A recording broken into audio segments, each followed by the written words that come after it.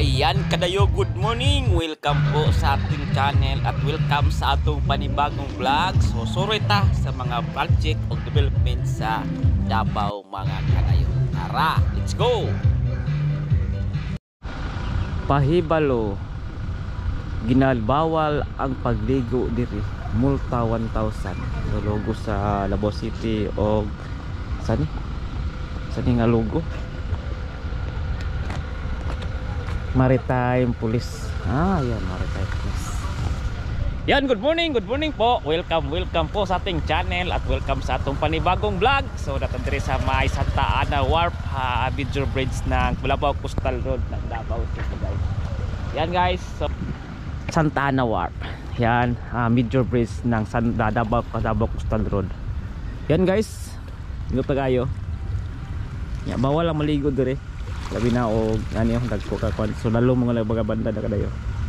Pero makita sa inyo karon ang Santa Ana Wharf na Major Bridge, part sa Davao Coastal Road ng Davao City, guys. Yan, Ulticon Builders. So fully painted na ang Davao kining nga bridge ni. Yan, wow, ganda. Anto na dito padulong kadayo. So south din pa north na bahin sa Davao. Yan guys, with na sa mga kuano, mga suga. Yan, fully painted na ang kuan. Then sa pika side nanay mga nanay railings or nanay siding na bahin. Good morning. Yan, so complete na ang, kita ninyo, complete na ang sidings or railings pa tawag na dyan. So yan guys.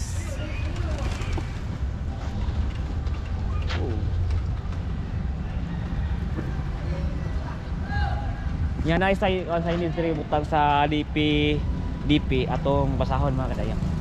So na signage diri naka butang.